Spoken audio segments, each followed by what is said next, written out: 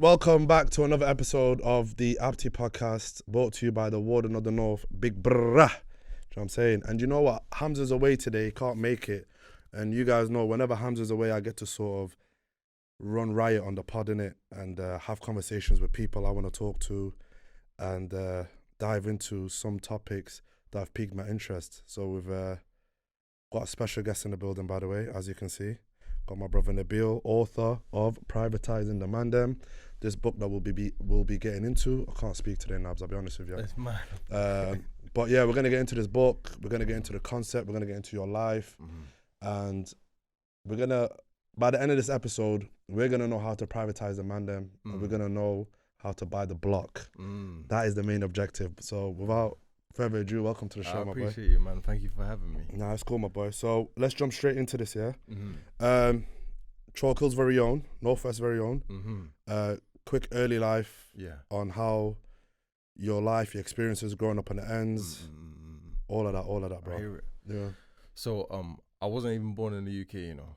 I was born in Iraq, in the capital Baghdad, and I came to the UK in 1997. Yeah. With just me, my Marjay, and my pops, and 2002 we landed in the Chalkill estate, and it's one of the oldest, one of the biggest social housing estates in London, and you know, the ends is the ends. The ends is the ends. Yeah, the trenches, innit? Yeah, the trenches, bro. So I went to school in sort of Wilson Halls, and I went to a school called Capital City, and I just spent a lot of time in my Northwest bubble. Yeah. And we had people from all walks of life. Like, Northwest London is mad multicultural. It is. But Northwest in itself is, I'll say, it's got a different type of air to it, man. Like, whenever you're in Northwest, you know you're in Northwest. Yeah. Like, the Northwest Londoners have a certain way about them. We got sauce, bro. Yeah, man, I give it to you. You just call it as it is. I was.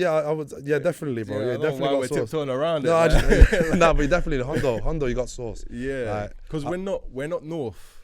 And we're not West. You're your own entity. We're our own entity. Yeah. So, but what growing up Northwest, doing your thing.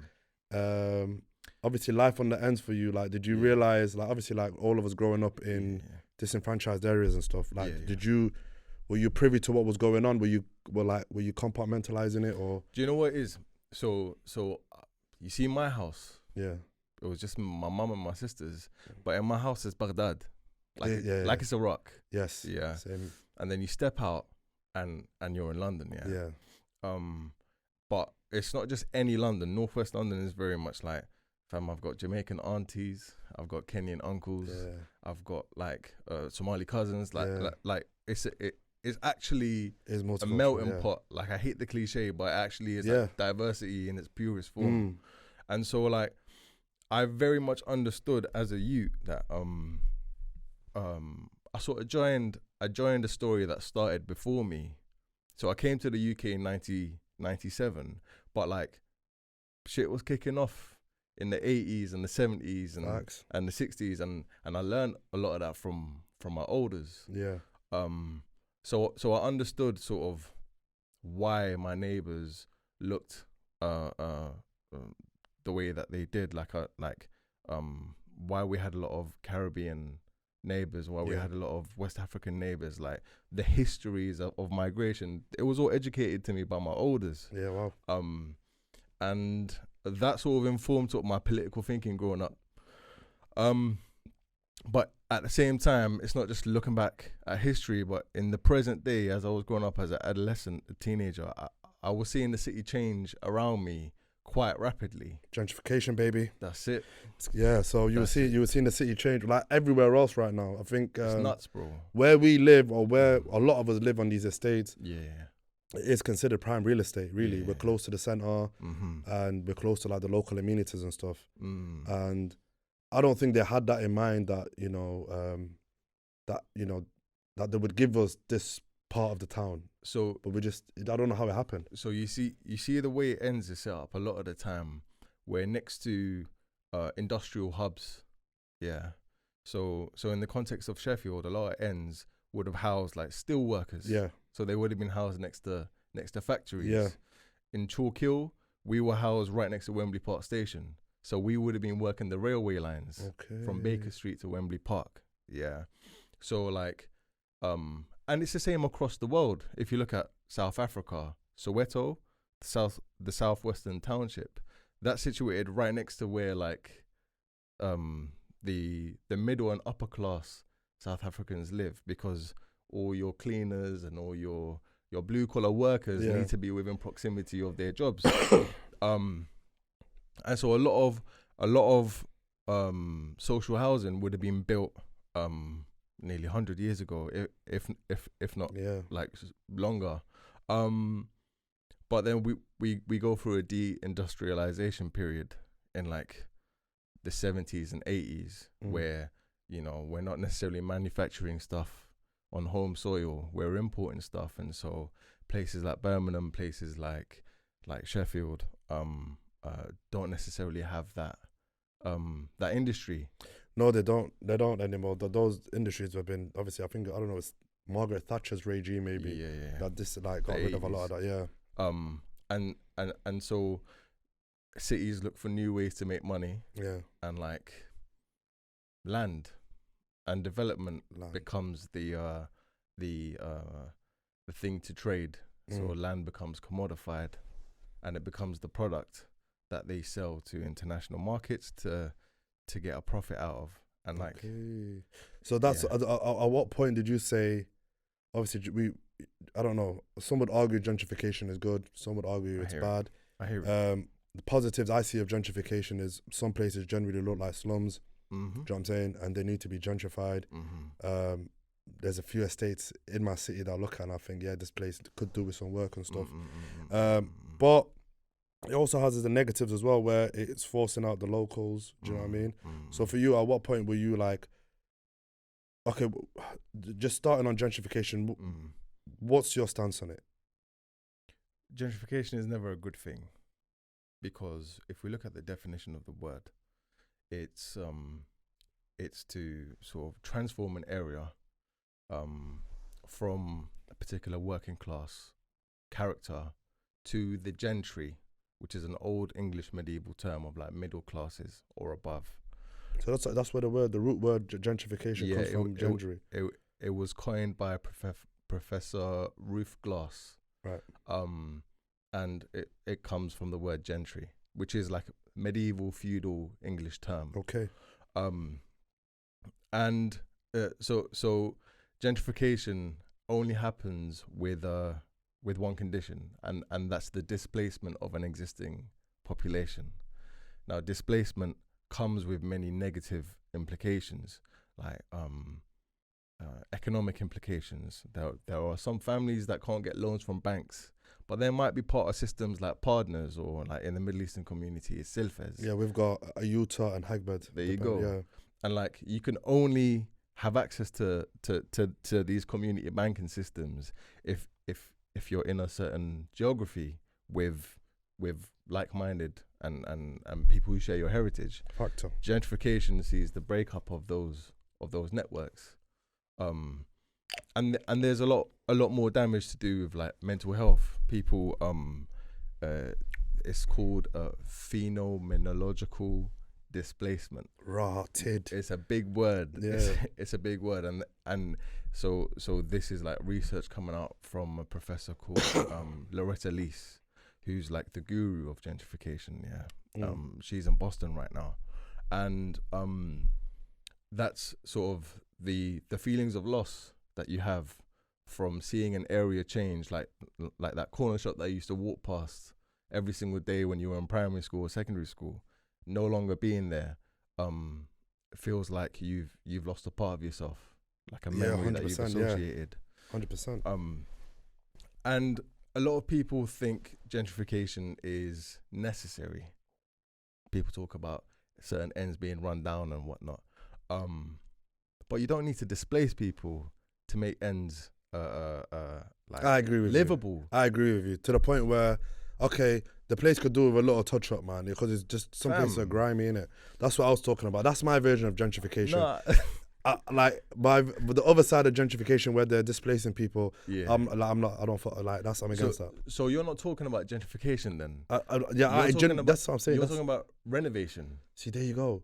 I didn't know this. When we hear gentrification, we just think, oh, they're just Yeah. Nah, it's totally different. So renovation is like you got a building that's breaking down, and you put a bit of money to fix up the windows or the doors, or you paint it again. Yes. Now a lot of ends in the UK experiences something called management decline. Yeah, which is the intentional process of like letting a building or a particular estate decay. And there's multiple reasons for that. Some would argue that this managed decline feeds into sort of the broken glass theory, where it's like you allow a place to be neglected, and then you argue that we have to start again. We have to do a do-over. Oh, now that's crazy. That's called a false dilemma. Yeah. So rather than present you with the 10 different choices that you have when it comes to regeneration or renovation of a building, they present you with only 2. And the 2 choices are 9 times out of 10, like, you either let us gentrify this area, meaning you get displaced, but you know the place is rejuvenated, or we leave it and we're not fixing nothing and it will continue to decay, and that's the 2 choices you People have. will live in squalor, innit? They'll live in squalor. Yeah. When in reality there are like 10 other choices outside of the 2 that's presented to us. Yeah. People talk about, you know, these brutalist towers or these mid-century modern towers are poorly built, or they're too old and they need to be replaced. But I'm like we have Victorian buildings that are even older than brutalists and listed buildings. And there are books this thick that are dedicated to making you understand or teaching you techniques to like maintain these buildings. But you don't want to maintain the ends. But they, of course, because who do you think makes up the ends? It's us, innit? Do you see it? Yeah. So yeah, but that's the thing that always gets me wondering, innit? It's like we all similar story. We all obviously fled war, whatever. Came here for refuge, and originally when we first get our first temporary housing, they put you in the middle of nowhere, and then once you find out your auntie lives on this estate, that's where you all flock to, and that's where we all ended up flocking to. Do you know what I'm saying? A part of me, look, we can't roam, like, make it out like the ends or the hood or whatever the trenches you want to call it is perfect, bro. No, we can't romanticize. You know what I'm saying? It's like, it's not normal for kids to be walking past like crackheads shooting heroin and smoking crack and pissy staircases and, you know what I'm saying? That ain't normal, bro. Like that's, but then it becomes normal to you if you're from the ends. Like that smell of a pissy staircase is almost nostalgic, bro. I'll go through the hood and I'll smell certain smells to other people, which be like, it's just disgusting. But for me, it's just like a sense of like, there's just home, innit? Nah, you're not lying. And every block has a favorite crackhead. Yeah, exactly. Everyone knows one famous crackhead. 100%. So quickly circling back to you, was it at what point did you say, okay, do you know what? Like, it's time to kind of stand up and take charge. And what inspired you and what led you to like get to that point? Do you know what it is? I came to realize very, very quickly that no one can serve us better than ourselves. Yeah. Amen, brother. And that sort of philosophy and principle, I can't pretend like I learned just from myself in my own mind. Like I was influenced by a lot of people. I'm from Northwest, so like George the Poet is someone we used to listen to growing up. So I could hear him articulate our problems that we were experiencing on a day-to-day in ends better than I could. it's two people. It's George the poet, hearing him speak throughout my teenage years, and a man called Andre Anderson. Okay. Both of them happen to be from the St. Raphael's estate, Which is next to... which is right next to Chalk Hill. Yeah, next to Chalk Hill, yeah. Seeing the amount of like talent and thought that comes out of places that people say are like decrepit. Yeah, and especially St. Raph's. it's got a reputation, but some of the waviest people. Some of the waviest youth come out of of St. yeah, Raph's, man. bro. Shout out Chunks. Raheem Sterling. Taser, yeah. like Shout out Taser, yeah, 100%. celebrities come out of Yeah. Raphs, bro. So like you see when people try and paint Raphs out as like a place of death, a place of delinquency, I'm like, look at all of these amazing people. How can a place of death and delinquency create all of these titans? It don't make no sense. That's a fair point. Do you see it? Yeah, that's actually a fair point. Again, I don't think romanticizing ends helps either. We do have problems, but like, do you think police are gonna help us? Nah, hell no. Do you think the NHS is gonna help us? Nah. Has any system or organization in the UK served our communities? No. Really and truly. Really and truly, no. So no. I can remember the youth club days, but that was very short lived. Like, of you know what course. I'm saying? And just even when the youth clubs closed and stuff, we went back out in the ends creating mischief again as kids, innit? So you got to remember, I grew up in the era, like I was outside because there was no youth clubs. Yeah. Like what?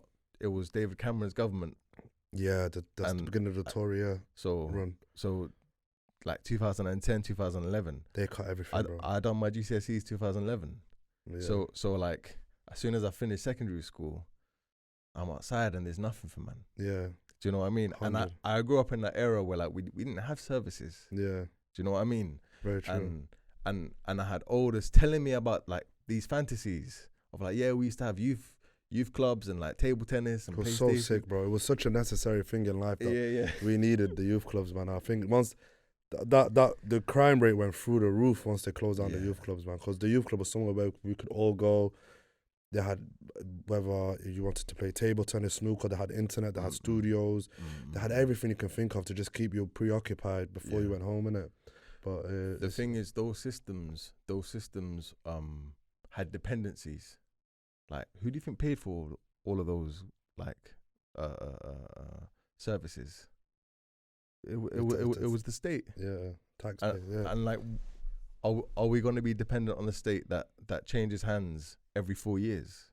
Every time there's a general election, we're the ones feeling the effects of new policies. Like that's not a way to live. Like we're literally at the mercy of every manifesto that comes out every 4 years. It's nuts, bro. It's actually mental thinking about that, don't you know? And like I want more for my people.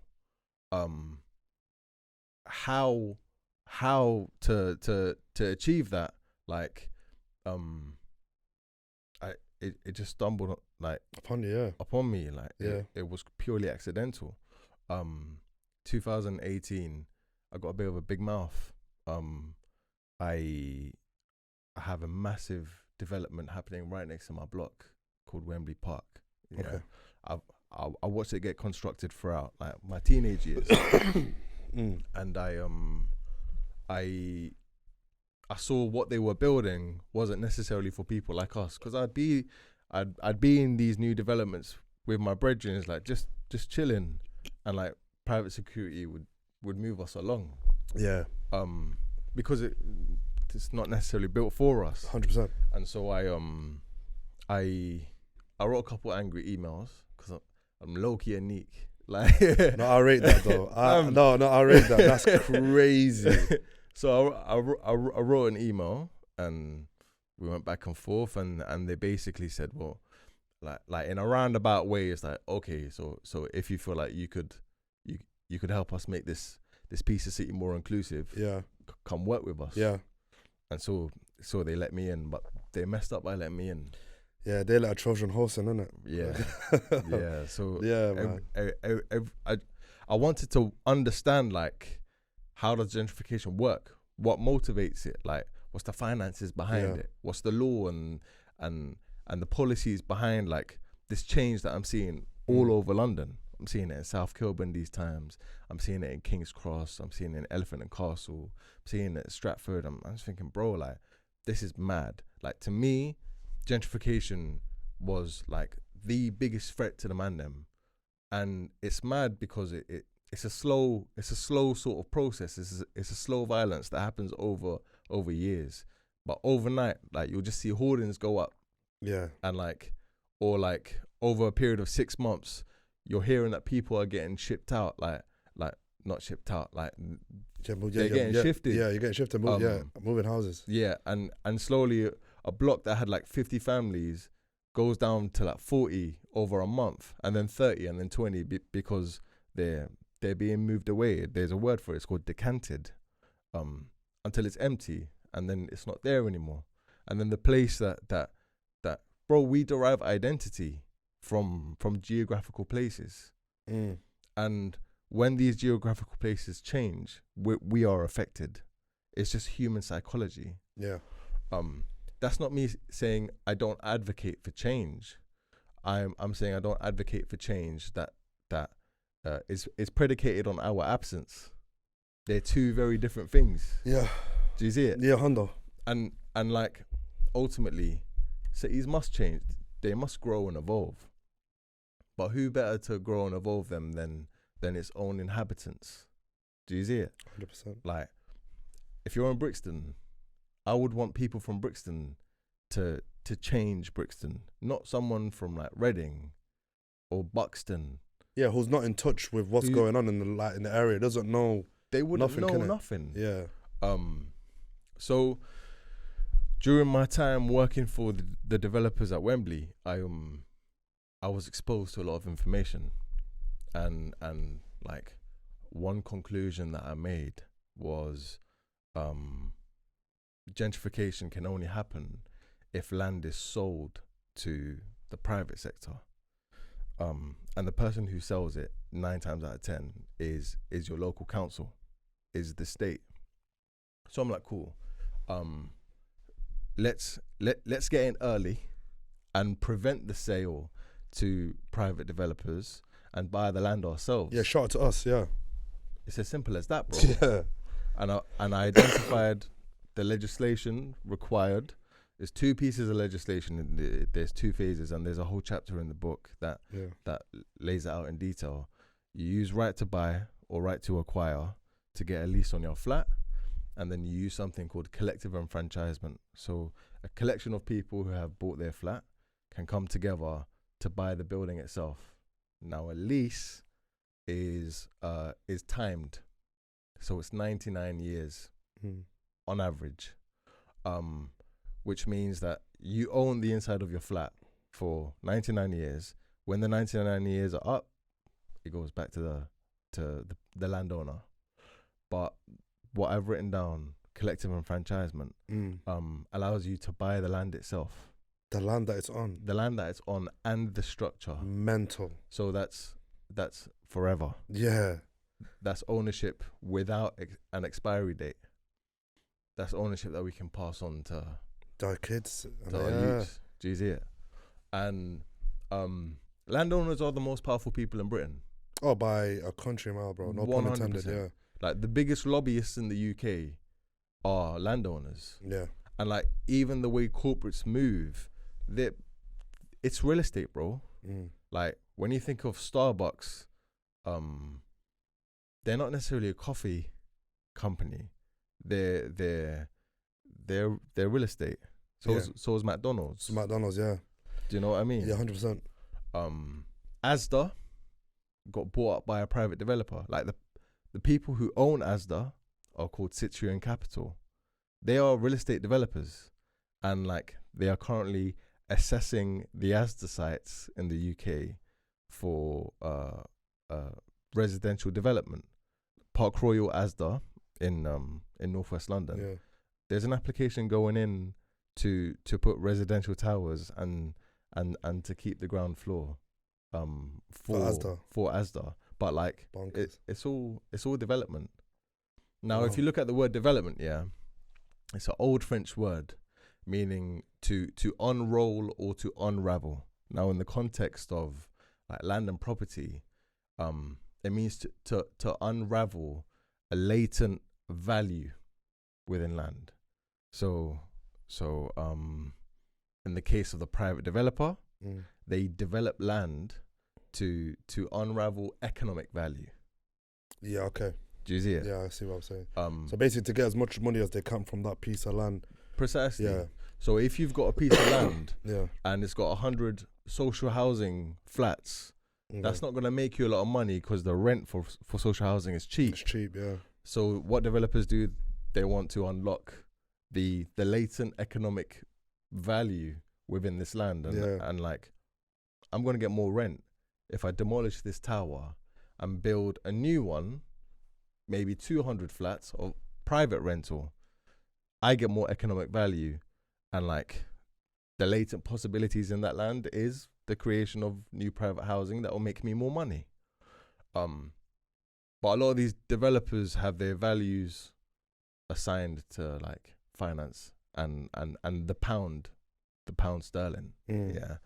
And they don't necessarily think of like other forms of capital and value that our cultures hold on to daily. Yeah.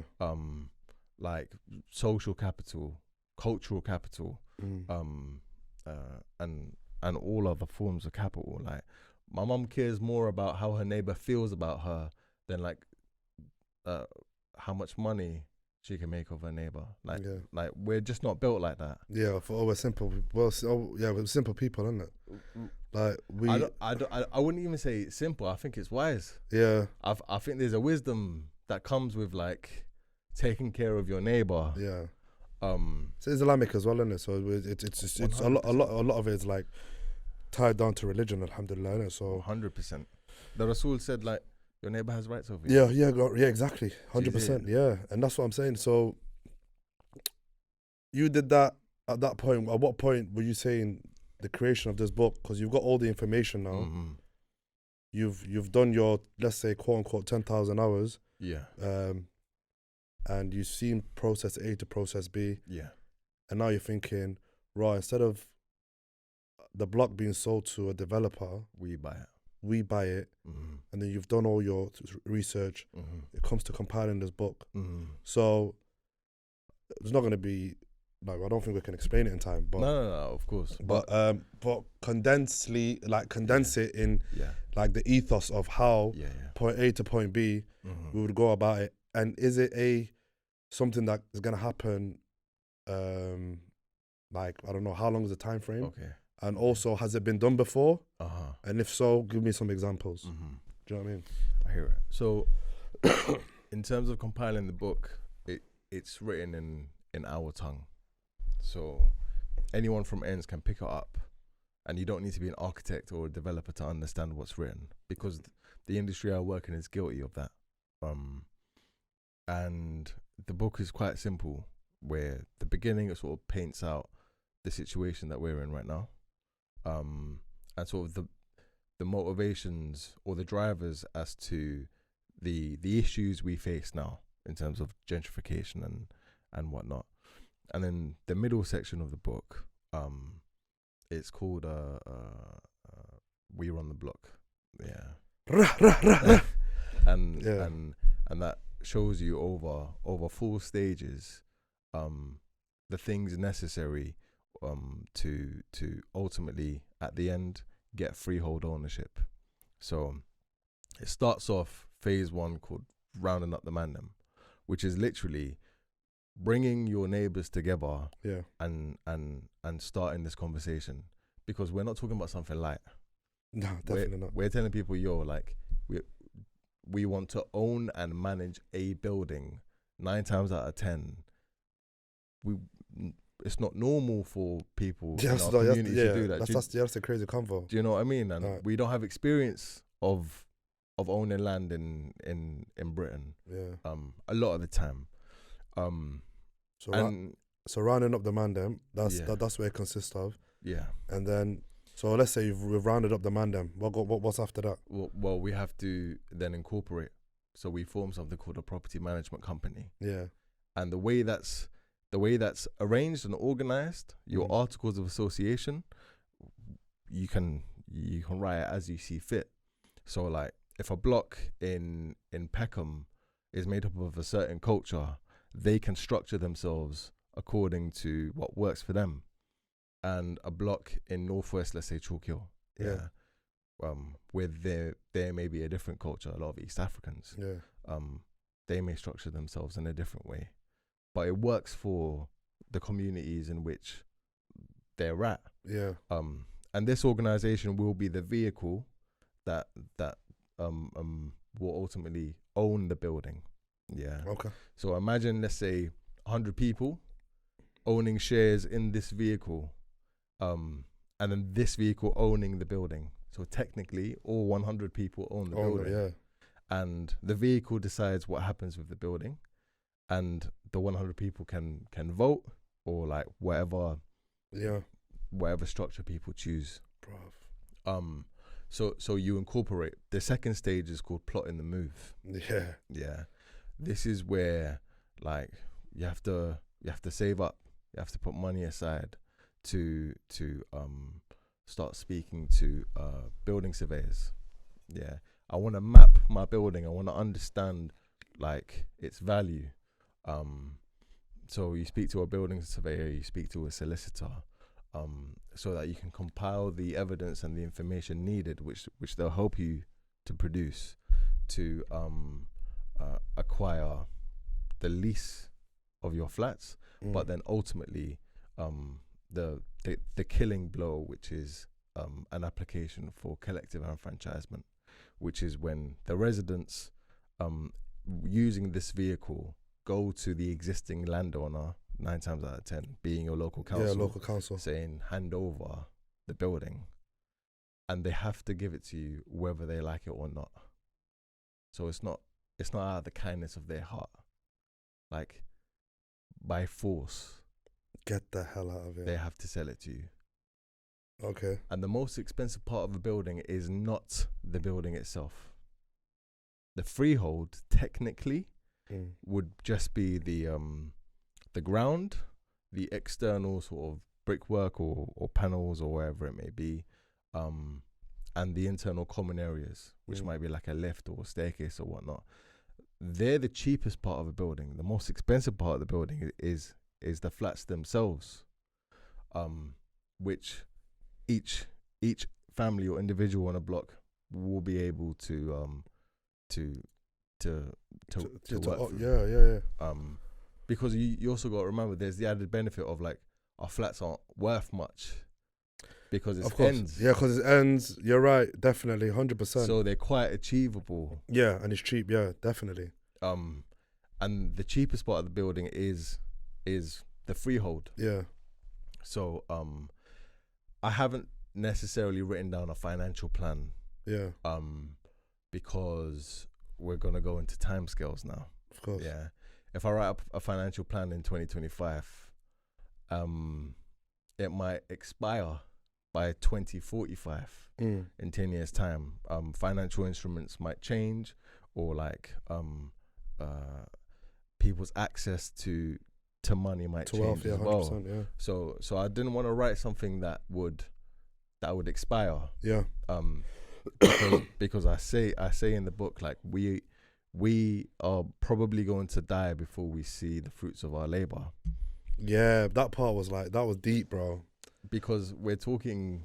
That's like almost planting this like a tree, That's like a little baby tree, and just like it's got no effect now, but in like 100 years time, someone's gonna sit under that shade. Do you get me? 100% mental. And it's what Tupac said. He said he might not change the world, but he might spark the mind that will go on 100%, to change the world. Yeah. And like all I've really tried to do is like tell my people, yo, here's the information. Mobilize, yeah. It's easy. I've done the easy part, which is to share the information or the plan. Yeah. The hard part now is getting people in the room. Yeah.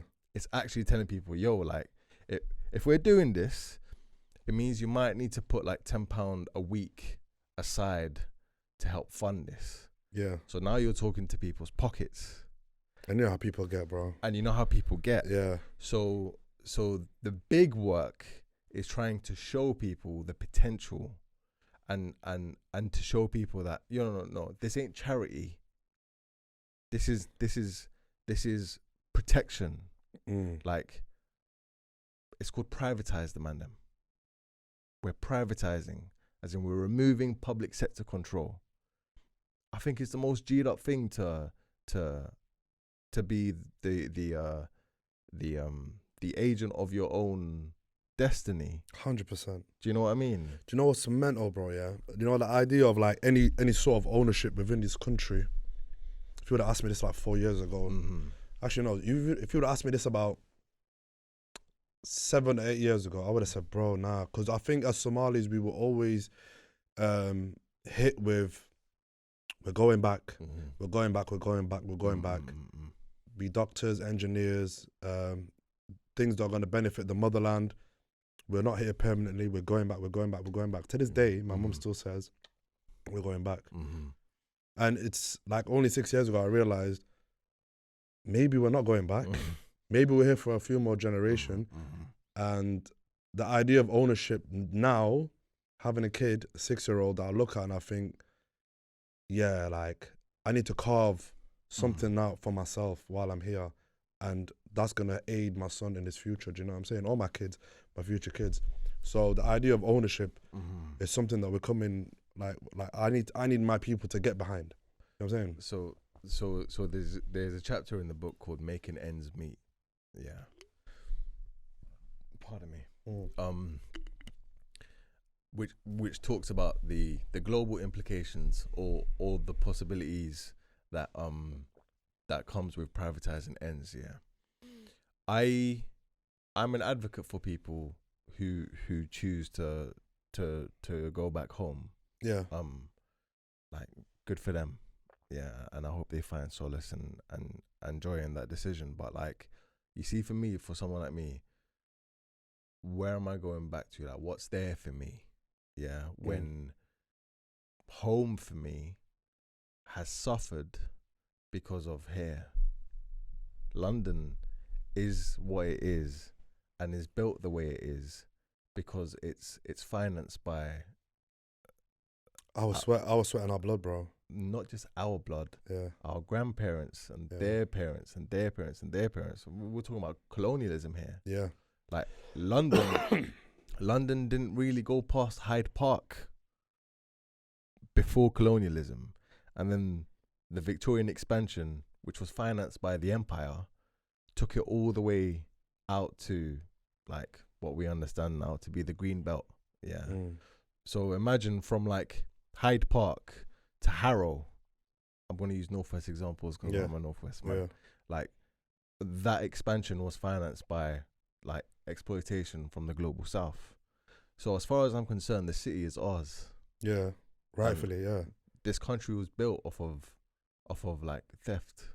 So there are methods for us to redistribute the wealth that was stolen through collective enfranchisement, through privatizing the Mandem.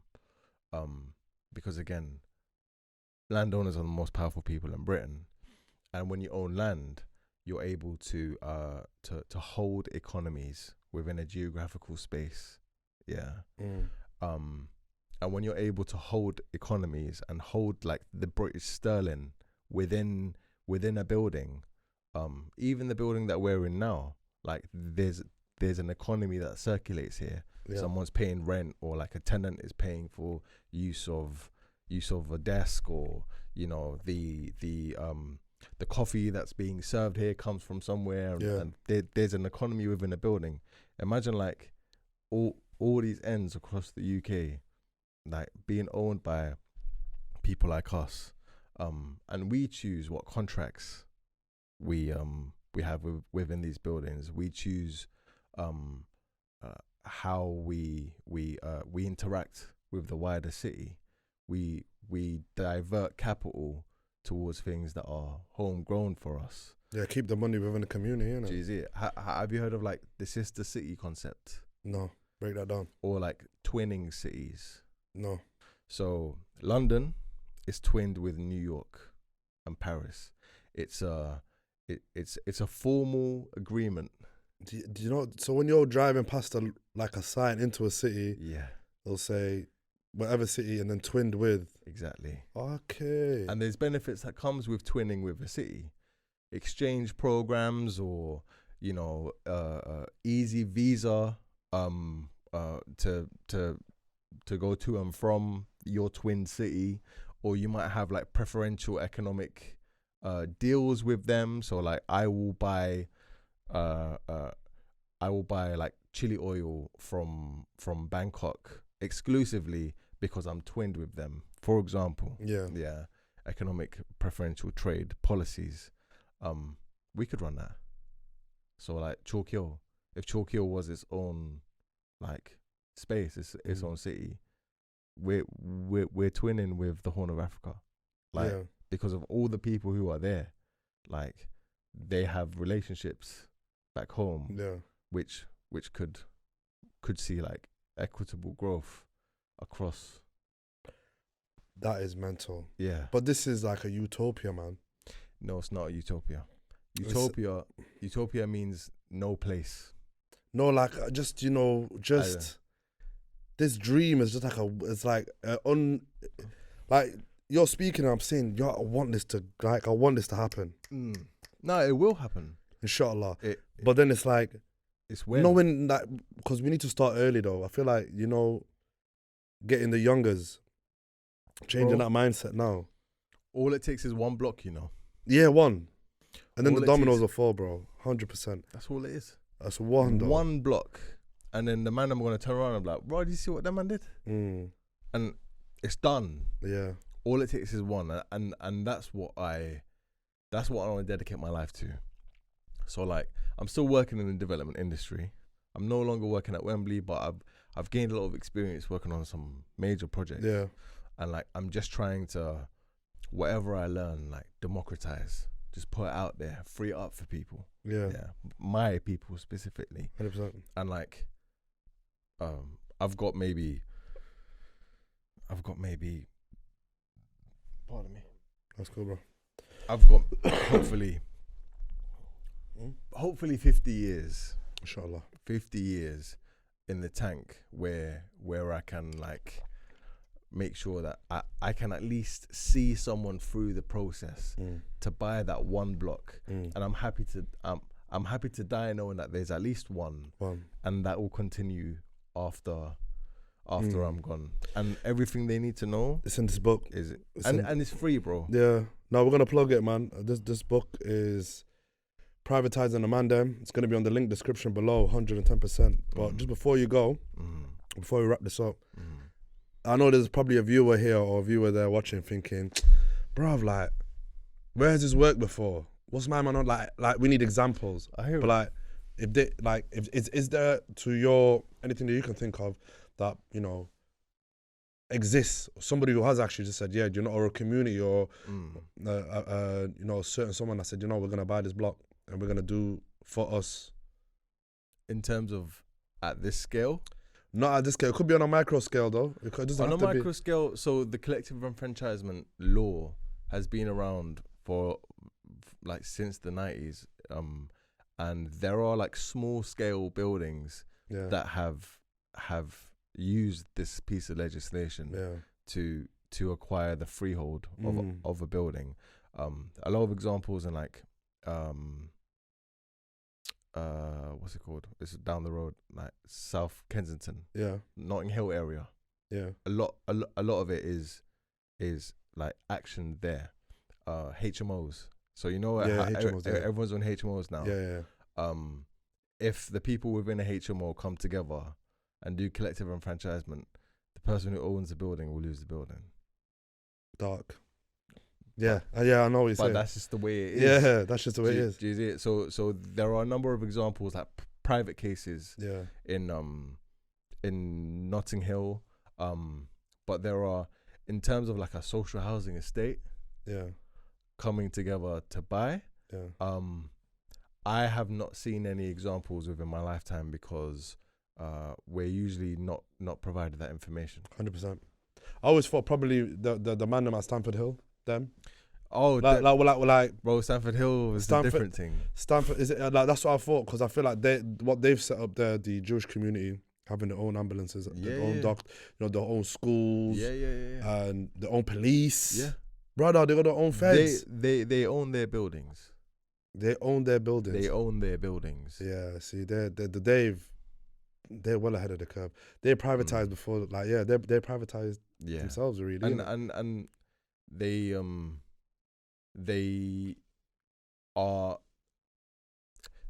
are the best way to say it is they're a perfect example of like what land ownership can produce for us. Like they create infrastructures that works for them, that's designed for them. So like, what would that look like for us? 100%. And they argue, and bro, they had it hard as well coming in England as well 100. at one point. Do you know what I'm saying? And now obviously look at where they are. We had it hard, so it's only goes to show, like, if we actually apply ourselves and know what's available out there for us, what we can achieve. Do you know what I'm saying? That's it. Definitely. I'm a believer in it, man. I've got when it comes to just the area in general, the hood, the trenches, whatever you want to call it.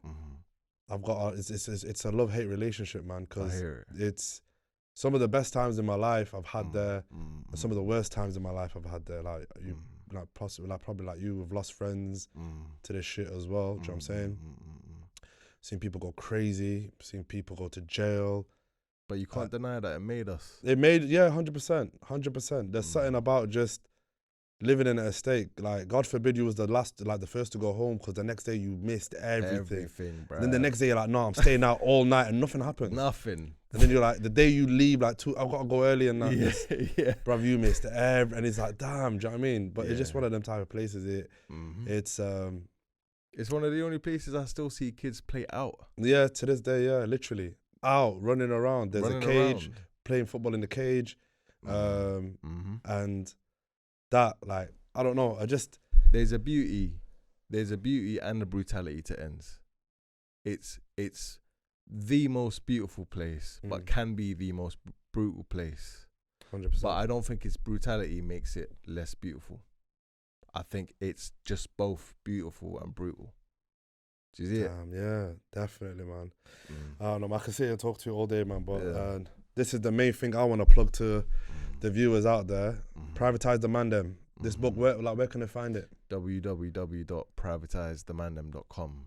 Yeah, get your copies. It's going to be in the link description below. I urge you all to read this. Like, it's important. If anything, it's something we should just have in our houses that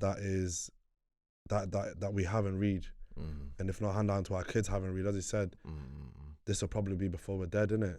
But as long as we know that people are making steps towards doing what they need to do, get this book, man. Do you know what I'm saying?